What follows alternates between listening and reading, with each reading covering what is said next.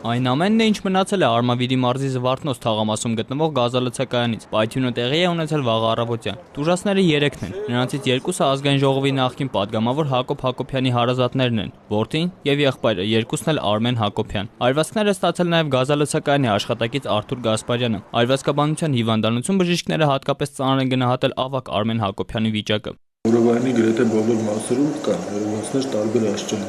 Այս պահին հիվանդների մոտ կա այրվածքային շոկ, աշխատում ենք հիվանդների վիճակի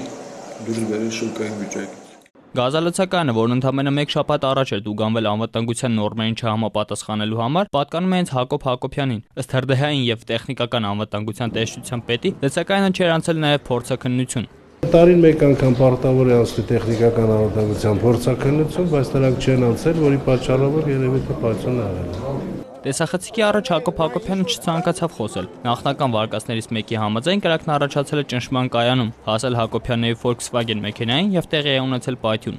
1 մետրանոց խողովակի պայթյունից, խողովակը